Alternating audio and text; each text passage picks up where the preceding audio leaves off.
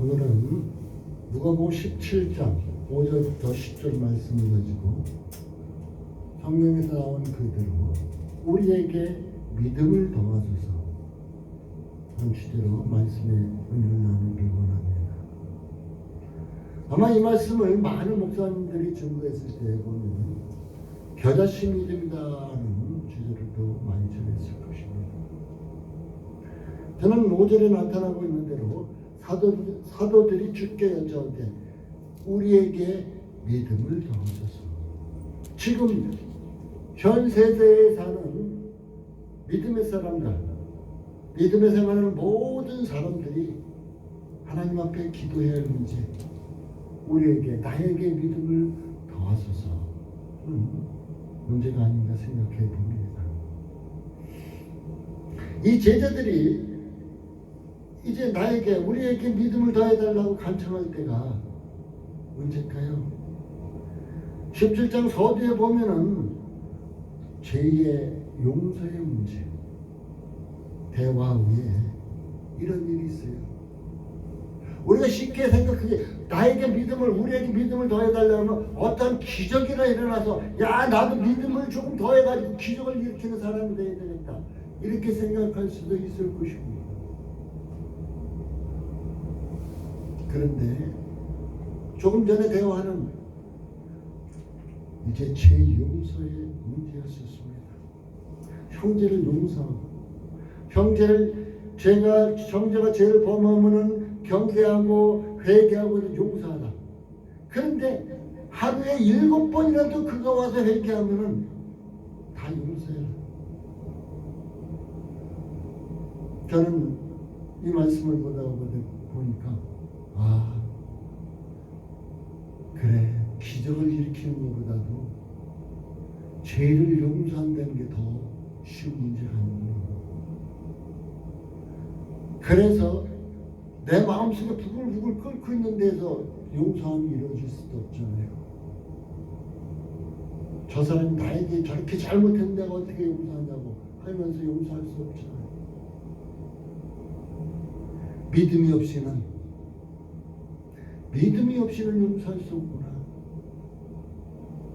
그래서 제자들이 우리에게 믿음을 더하소서 간청했구나 하는 것을 알 수가 있습니다.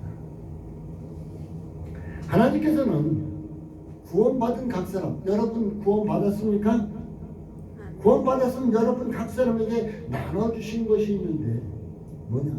믿음입니다. 믿음. 로마서 12장 3절에는 믿음의 분량대로 믿음을 나눠주셨다고 얘기해주고 있습니다. 그런데 성경 곳곳에 믿음이 어떤 형태냐고 얘기했더니 씨앗으로 말해줄 때도 있었어요. 마가복음 4장에 보면 예수님께서 뿌리는 자는 말씀을 뿌리는 것이다 해갖고 얘기해주고 있어요. 씨앗. 심고 자라게 하는 것은 우리 본인의 책임임을 또한 얘기해 주고 있습니다.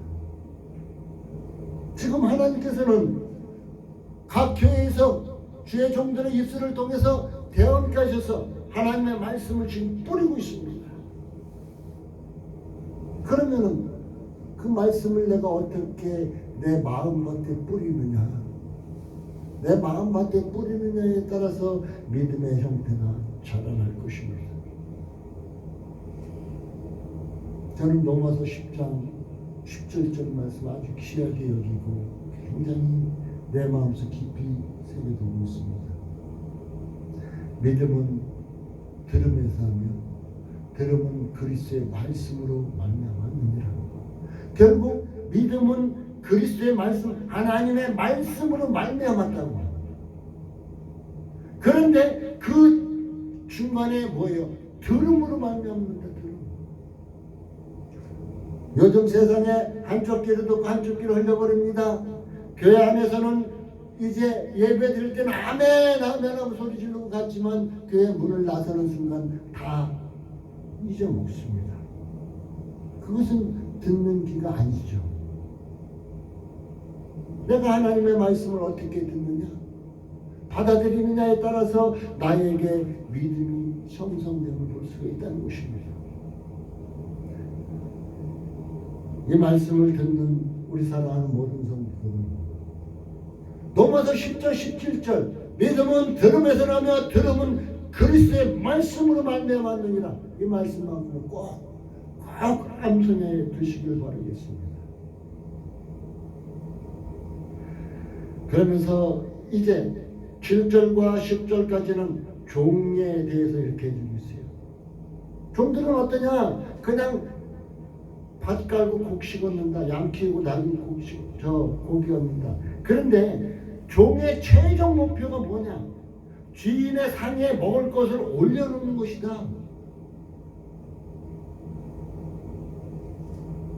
곧 맡은 일을 끝내야 된다는 것을 설명해 줬어요. 야, 이게 믿음하고 무슨 관계가 있지 하고 살펴보았습니다. 과연 믿음하고 무슨 관계? 종의 비유를 거기서 턱 켜놨어요.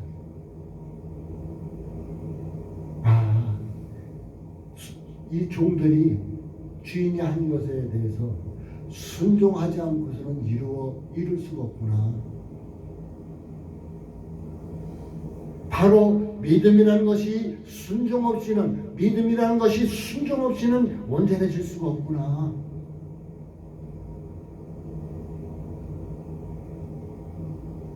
하는 것을 알 수가 있었습니다. 내가 아무리 많은 사람들 앞에서 믿음이 있느라고, 이만큼 믿음이 있느라고 간증하고 떠들고 돌아다닌다 할지라도 나에게 순종하는 것이 없으면 그는 울리는 꽹과리 소리밖에 되지 않습니다. 사랑하는 성도 여러분, 자 봅시다. 믿음, 믿고 순종 똑같다고 하는 과정을 어떻게 보면 될까요?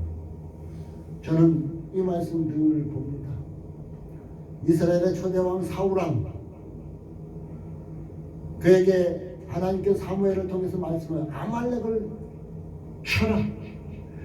어린아이부터 노인네까지 살아있는 모든 것을 다 죽이라고 했습니다. 사울이 나가서 전쟁을 하면 순종했어요.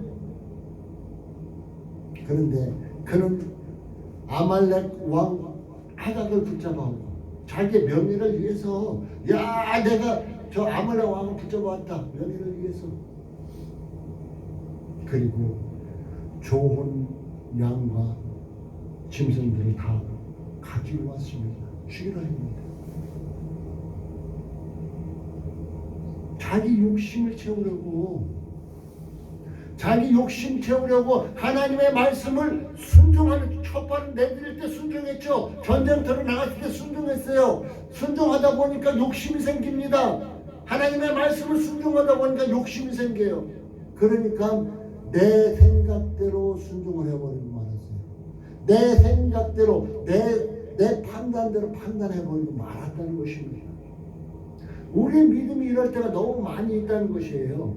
처음에 순종하다가 하나님 말씀 그대로 순종하는 것이 아니라 내 생각을 집어넣어가지고 거기다 순종할 때가 있어요.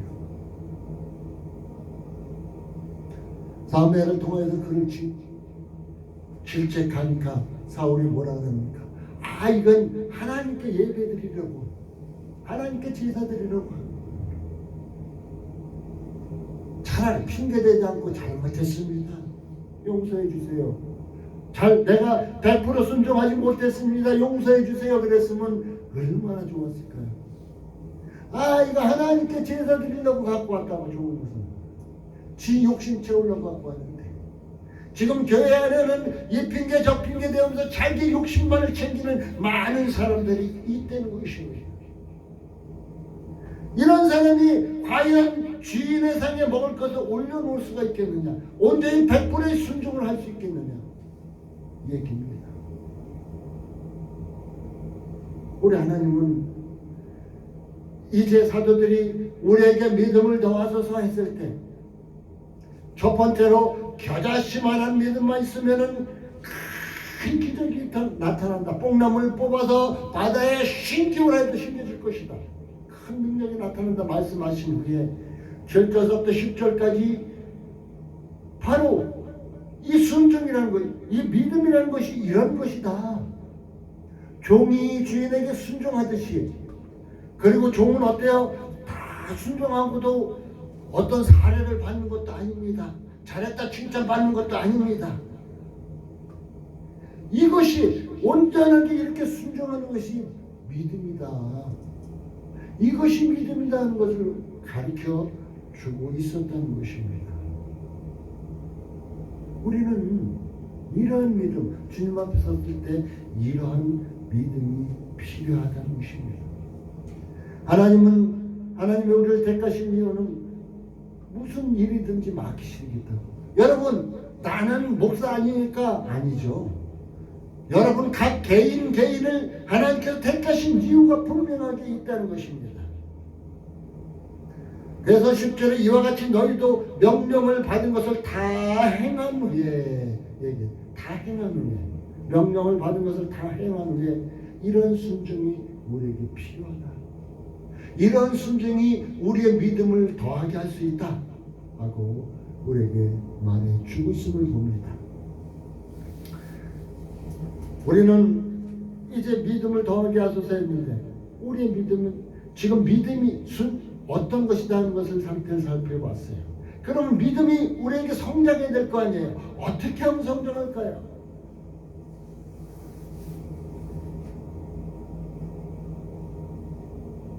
믿음의 권위, 이 하나님께 믿음의 권위 나타내는 것은 순종과 직결된다는 것이 순종. 순종하지 않고는 온전한 믿음이 성립될 수가 없다는 것입니다.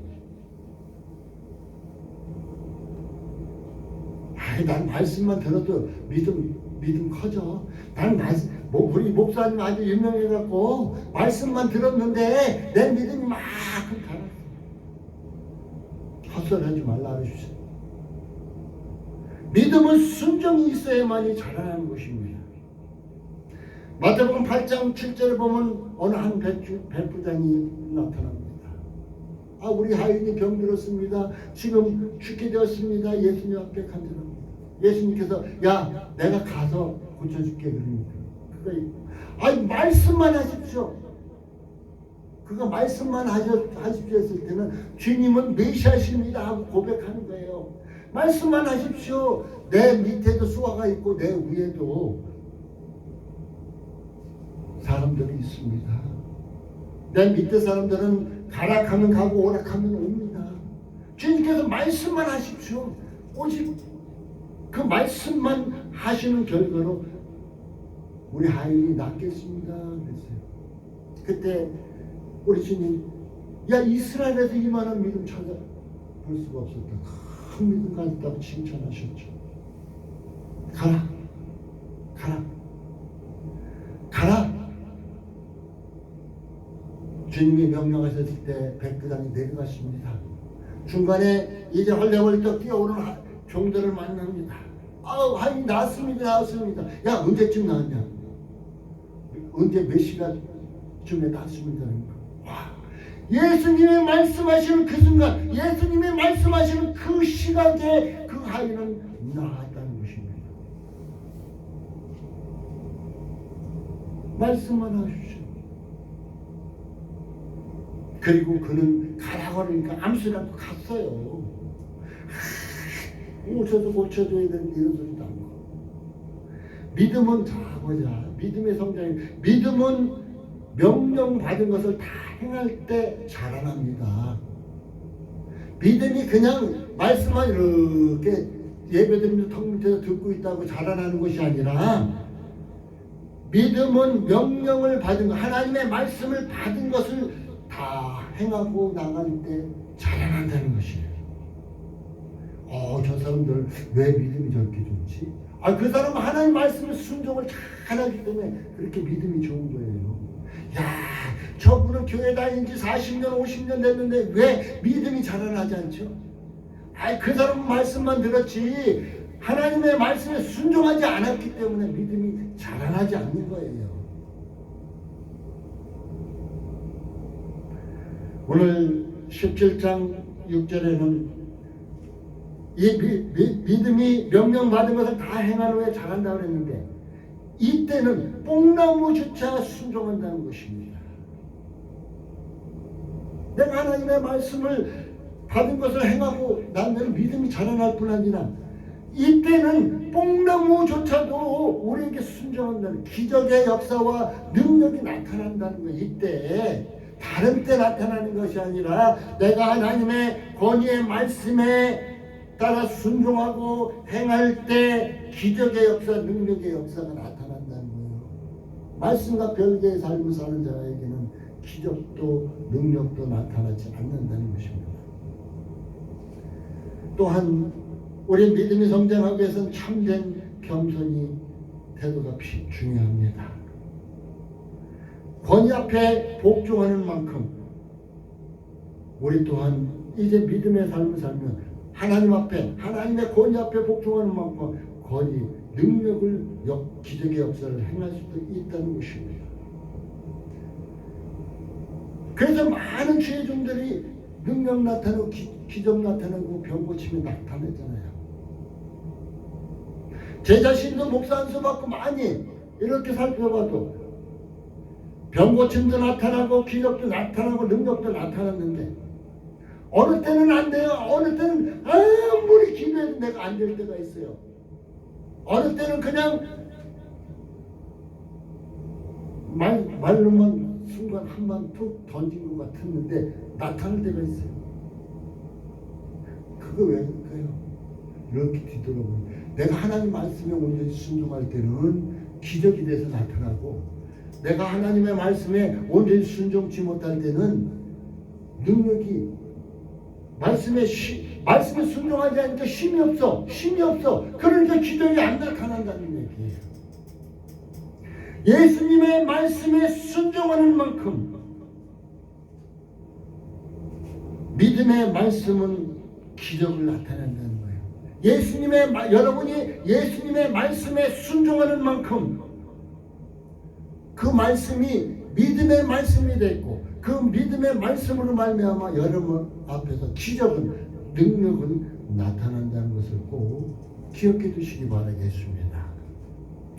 창세기서 22장 10절에 보면은 하나님이 아브라함에게 이렇게 합니다. 백산을 데서 얻은 아들 이삭을 저 모리아산에 가서 바치래요. 아브라함은 사랑하는 아내에게도 얘기하지 않고 새벽에 일찍 일어나서 이삭과 떠납니다.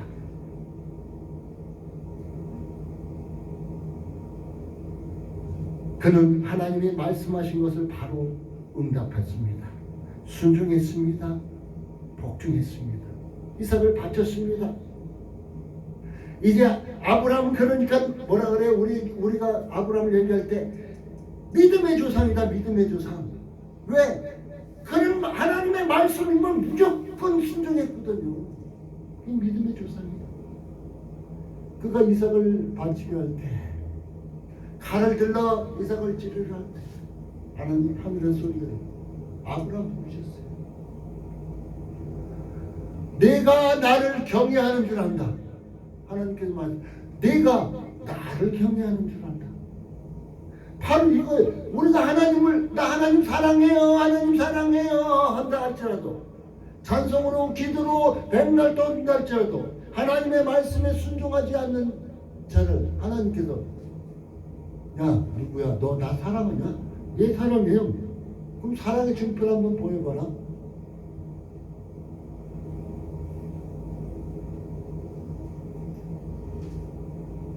뭘 보일 거예요? 순종하지 않는데.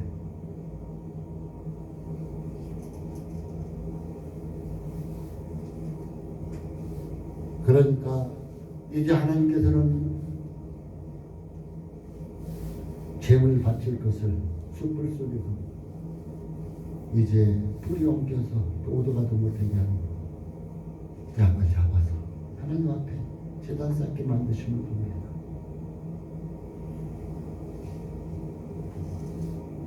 이 아브라함의 말씀을 저는 보면서 생각해 봅니다. 야, 나도 하나님 말씀을 바로바로 응답했나? 목살에는 내가 하나님 말씀 바로바로 응답했나? 난 그러지 못했어. 하나님께서 야, 너 이제 내 기름 받은 부원장이 됐으니까 교회 설립해야 될 거냐? 내 생각에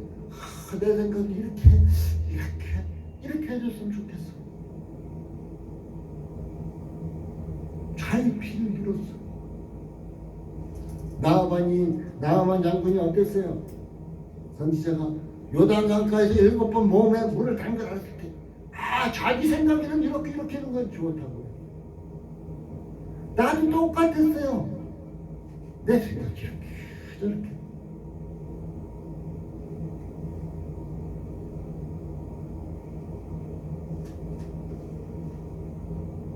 그때 하나님은 나를 치셨고, 이제 하나님께 기도하고 취함을 받은 나는 바로 하나님 말씀이 바로 응답할 수밖에 없었습니다.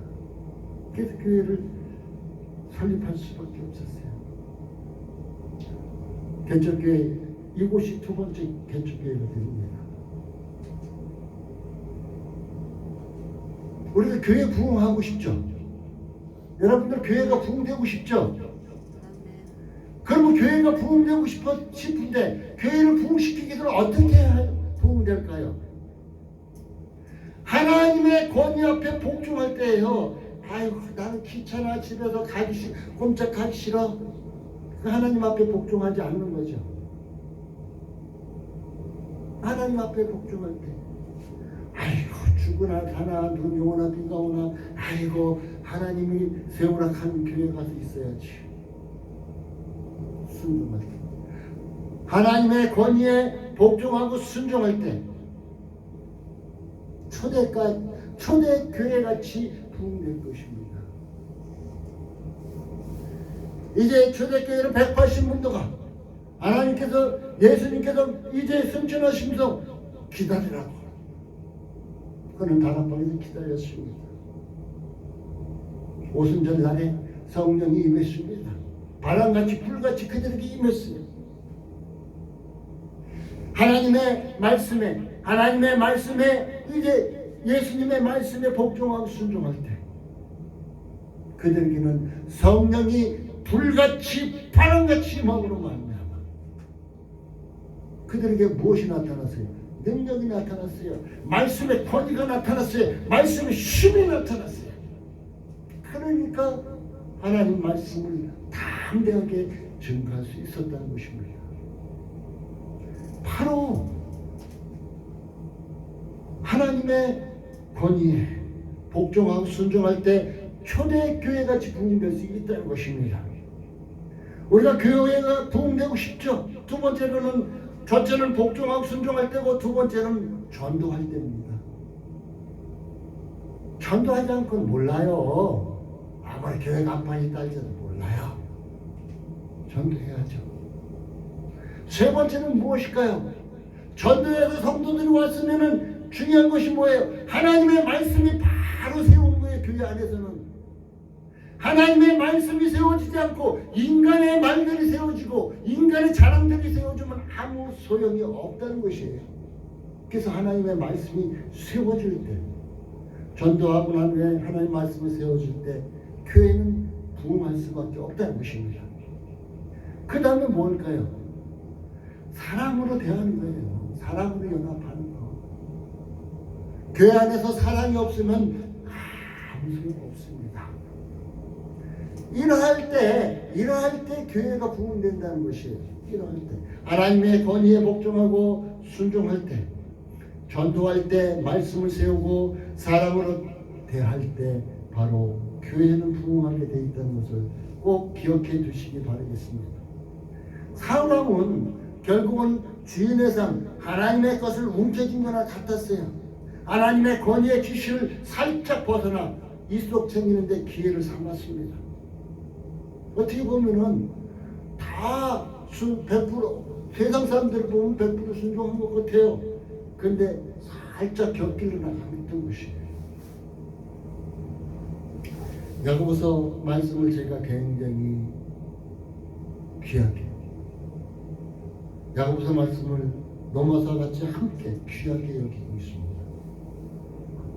그런데 야고보서 2장 20절에서 24절을 보면 말하기를 행함이 없는 믿음은 헛것이고 죽은 것이라고 해요. 그러니까 행함 자체가 곧 하나님의 말씀에 순종하는 자체가 없으면은 내가 아무리 믿음이 있다고 큰소리 치고 난리친다 할지라도 그건 헛것이다, 죽은 것이다, 아무것도 아니다, 아무것도 아니다고 얘기해 주고 있습니다.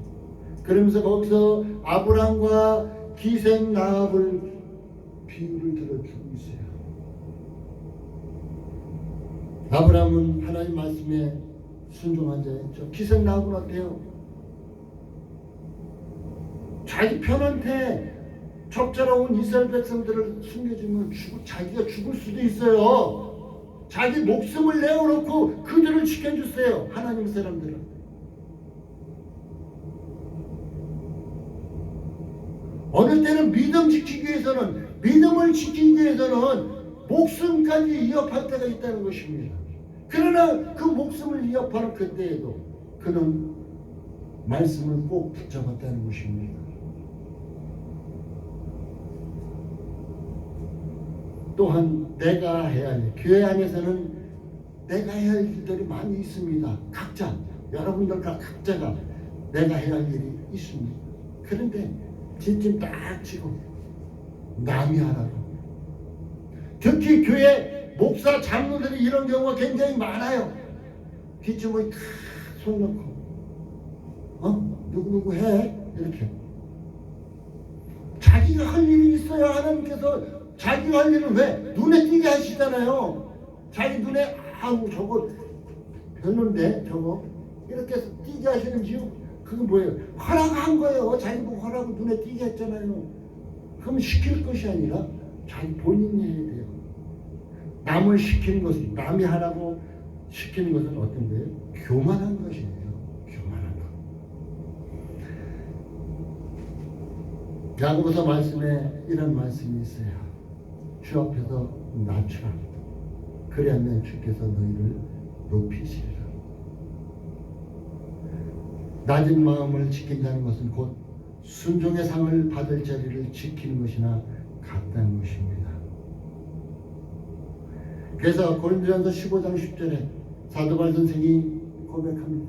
지금 내가 나된 것은 자기가 사도 바울이 잘나서 된 것이 아니라 오직 하나님의 은혜로 된 거라고.